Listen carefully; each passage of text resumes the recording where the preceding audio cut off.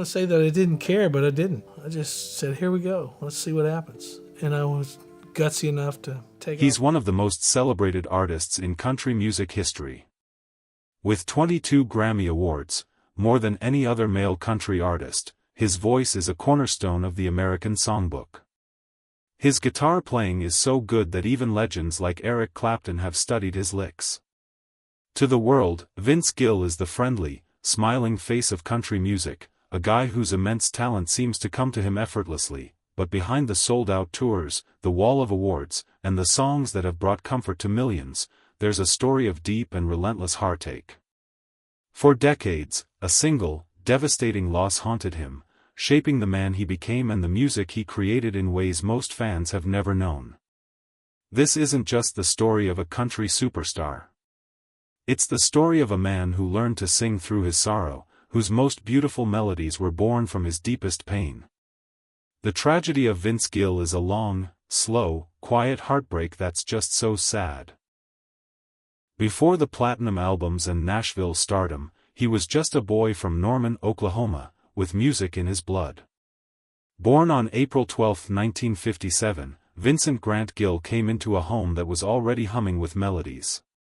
His father, J. Stanley Gill, was a lawyer and administrative law judge by day. But at night and on weekends, he was a passionate country musician, picking his guitar and banjo and filling the house with the sounds that would become his son's life. His mother, Jairene, had a musical soul, too, playing the harmonica and singing along. For young Vince, music wasn't a choice, it was just how his family communicated. As natural as breathing, Vince wasn't the only musical kid in the house. He had an older half-brother, Bob Cohen, from his mom's first marriage. Bob was more than just a brother, he was Vince's first hero. They were musical partners, a bond forged over frets and strings. As kids, they learned chords together, practiced harmonies, and even got their first little taste of fame. When Vince was only 8, he and Bob performed the Beach Boys' Long Tall Texan on a local radio show, a moment of pure joy that seemed to promise a lifetime of music together. Bob's encouragement gave a young Vince the confidence that would one day launch him onto the world stage. This happy, music-filled childhood was the perfect soil for Vince's talent to grow. His dad, Stan, was his first and most important teacher, showing him his first 3 chords on the guitar, G, C, and D, the building blocks of so many country songs. Vince would later say his dad was a music freak who loved all kinds of music. For Vince, it was simple, I just wanted to play because he did. He learned early on that music wasn't about being perfect, it was about feeling. As a teenager, Vince's talent was undeniable. He was a prodigy, mastering not just the guitar but also the banjo, dobro, and fiddle.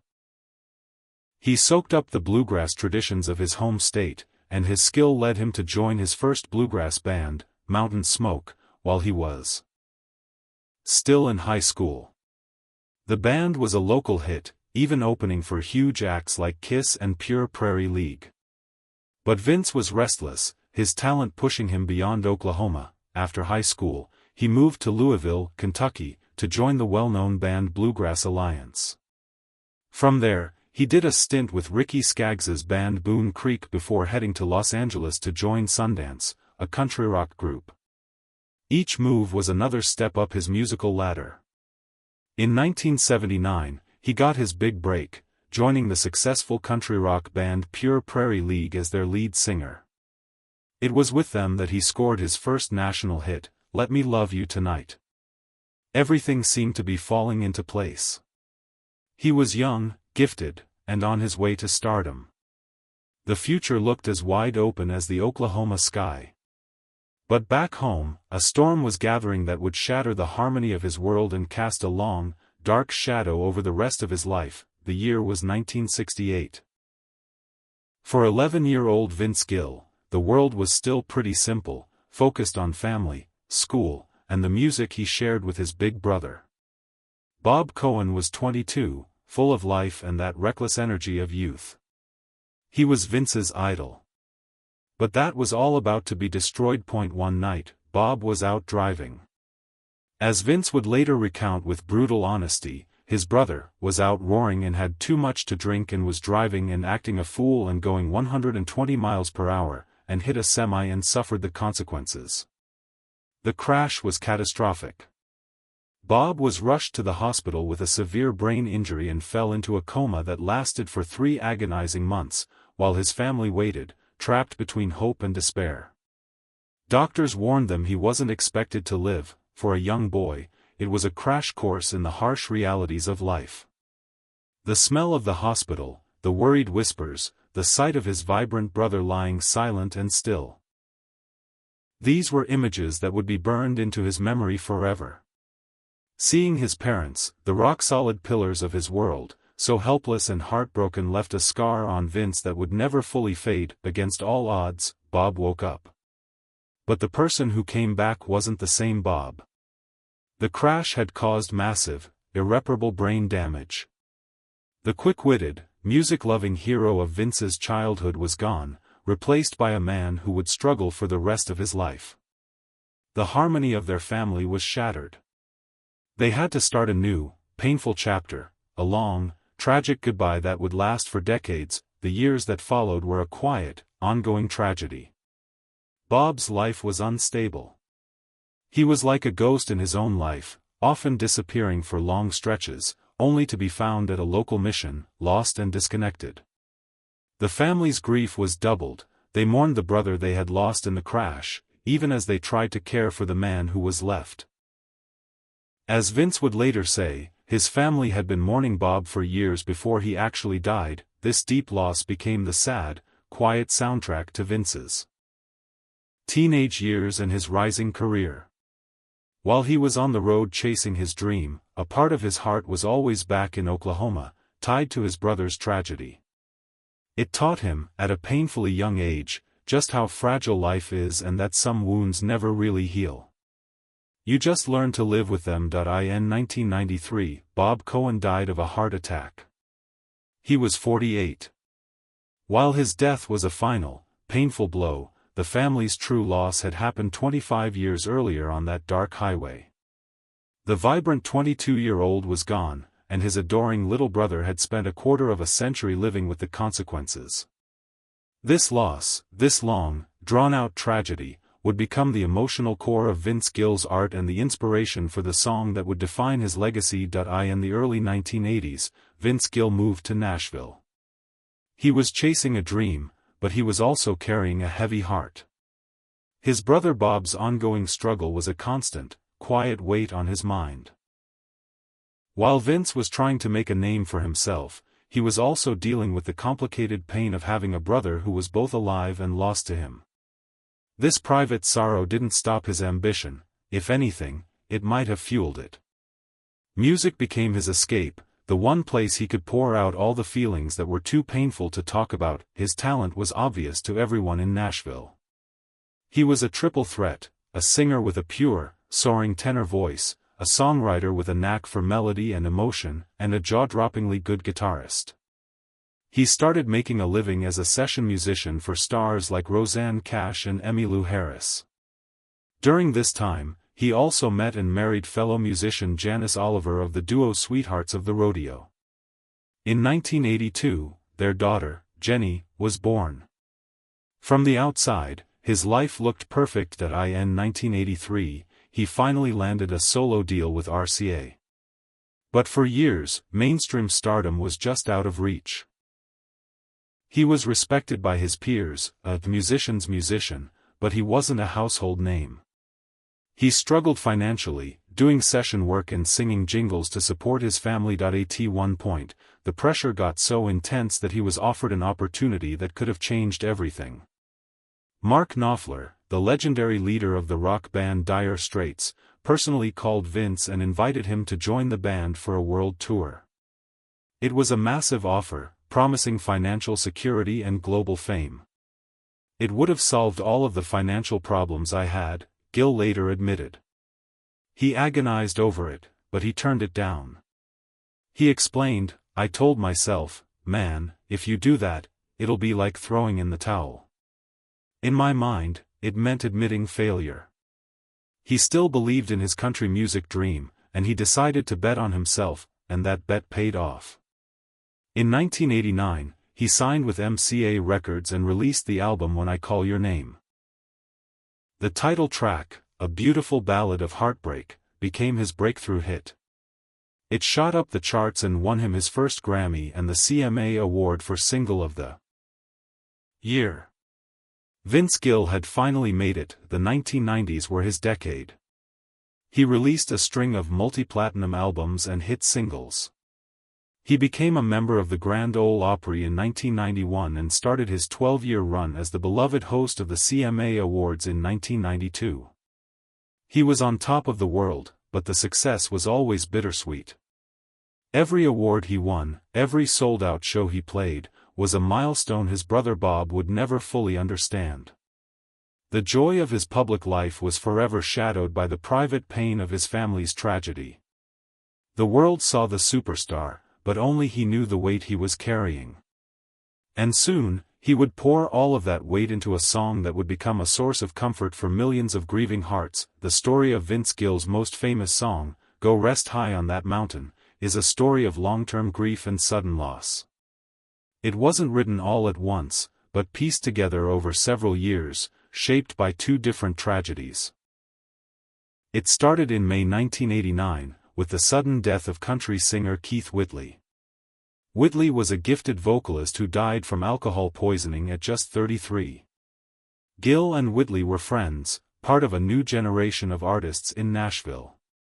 Whitley's death hit Vince hard, and in his grief, he started writing a song. The first verse came to him, a picture of a soul finding peace after a hard life. I know your life on earth was troubled / and only you could know the pain / you weren't afraid to face the devil / you were no stranger to the rain, but after that, the song stopped. Vince felt it was incomplete and put it away. For 4 years, the unfinished tribute sat on a shelf. He had no idea that a far more personal tragedy would give him the inspiration to finish it. In 1993, Vince's brother Bob died. It was the final, heartbreaking end to the tragedy that started with the car crash 25 years before. The complicated grief Vince had carried for most of his life now had a sharp, single focus. And in that sorrow, the rest of the song poured out. The words were for Bob now, a final goodbye for his troubled life. He wrote the second verse, oh, how we cried the day you left us / we gathered round your grave to grieve / I wish I could see the angels' faces / when they hear your sweet voice sing. Even then, Vince had no intention of recording it. It felt too raw, too personal. All I wanted to do was grieve the loss of my brother, he said. He thought the song was just for his family. It was his producer, Tony Brown, who insisted he record it, telling Vince it was a song the world needed to hear. The recording session was incredibly emotional. Vince brought in his close friends Patty Loveless and Ricky Skaggs, who was also a good friend of Keith Whitley, to sing harmonies. The weight of both losses filled the studio. The result is one of the most powerful performances in country music history. Vince's voice, trembling with real sorrow, soars over the gentle melody. Go Rest High on That Mountain was released in 1995. While it wasn't a huge chart topper, its impact went far beyond the radio. It immediately connected with people on a deep, personal level. It won 2 Grammys and the CMA Award for Song of the Year.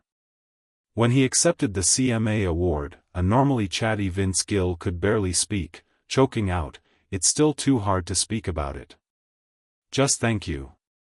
The song has since taken on a life of its own, becoming a go-to funeral song for an entire generation. Vince himself has been asked to perform it at memorials for his own heroes, like George Jones, where he was so overcome with emotion he couldn't finish the song. For Vince, the song is a direct line to his brother. He once said, "When people are hurting the most, they're reaching out to that song. And that means way more to me than where it landed on the charts. It's the ultimate legacy, turning the deepest tragedy of his life into art that helps heal the world." By the mid-1990s, Vince Gill was at the top of his career, but his personal life was starting to fall apart. His marriage to Janice Oliver was struggling under the pressure of fame and demanding schedules. In 1997, after 17 years together, they divorced. For Vince, a man who valued family so deeply, it felt like a huge failure. His main concern was for their teenage daughter, Jennifer. He rarely spoke about it, but admitted years later that it was a deeply painful time. The pain of the divorce was made worse by the intense public scrutiny over his relationship with Christian music superstar, Amy Grant. Vince and Amy had been friends for years, and there was an undeniable chemistry between them. He once said he was so captivated the first time he saw her that he forgot the words to the song he was supposed to be singing. Their friendship sparked a lot of gossip. When they both went through divorces around the same time, Grant divorced her husband in 1999, the rumor mill exploded. In the conservative worlds of country and Christian music, they were painted as villains. They faced harsh judgment from the public and their fans. "I got backlash for marrying Amy," Vince said. "There's a whole lot of better things to do with your time than worry about somebody else." This was a different kind of tragedy for Vince. It wasn't a sudden, violent loss like with his brother. It was a slow, public shaming that brought on feelings of guilt and regret. Amy Grant spoke of the pain of that time, describing the agony of being married to someone while feeling so captivated by another human being. "It was," she said, "awful." As he always did, Vince turned to his music. His 1998 album, The Key, was released after his divorce and the death of his father a year earlier. It's one of his most personal and traditional country records. The album is soaked in heartache and raw emotion, a reflection of a man grappling with the collapse of his family and the weight of public judgment. Vince and Amy eventually married in March 2000, creating a new, blended family. But the scars from that period remained. They had risked their reputations and endured a public trial by fire to be together. It was a hard-won love that, as Vince said, seemed to make it matter even more.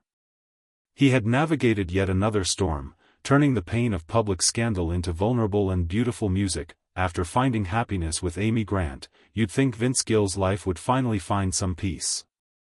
But it seems life had more tests waiting for them. The last several years have been marked by a scary series of health crises that have tested their marriage in ways they never could have imagined. The ordeal started with Amy. In 2020, she went with Vince to his cardiologist. While Vince got a clean bill of health, the doctor insisted on checking Amy, too. That quick decision may have saved her life. Tests revealed she had a rare congenital heart defect called PAPVR, a ticking time bomb, that had been in her chest since birth.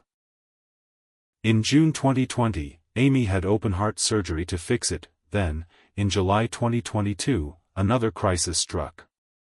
Amy was riding her bike near Nashville when she hit a pothole and was thrown from her bike.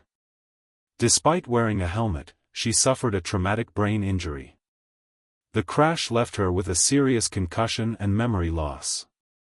Vince became her primary caretaker, canceling shows to be by her side as she went through a long, difficult recovery.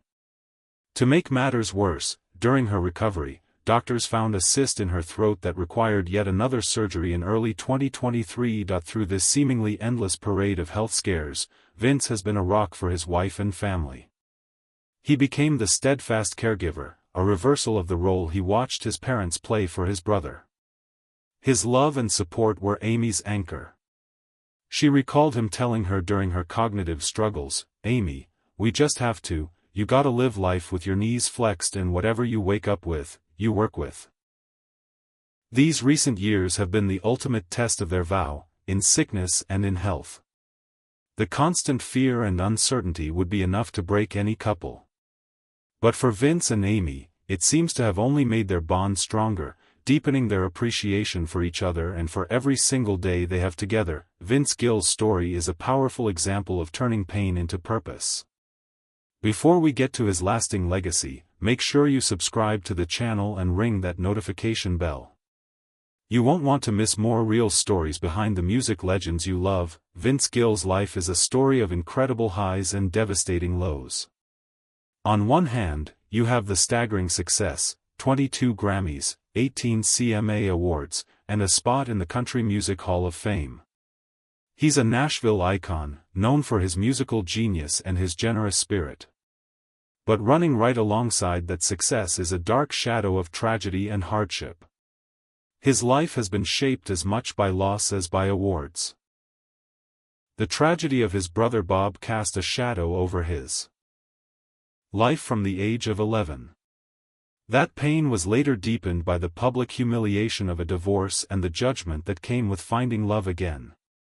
He's faced his own mortality with career-threatening vocal cord surgery and life-saving heart surgery.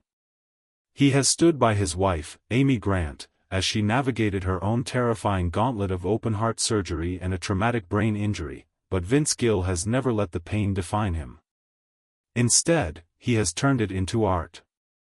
His sorrow became the ink for his most powerful songs. Go Rest High on That Mountain is more than a hit song, it's a cultural touchstone that has comforted millions because it came from his own, authentic loss. His album The Key is a masterclass in turning the bitterness of divorce and shame into honest, traditional country music. His legacy, then, isn't just in the platinum records. It's in his resilience. It's in the quiet dignity he's shown while carrying his burdens and the empathy he offers to others who are hurting. The tragedy of Vince Gill is incredibly sad, but the beauty he has created from it is nothing short of inspirational.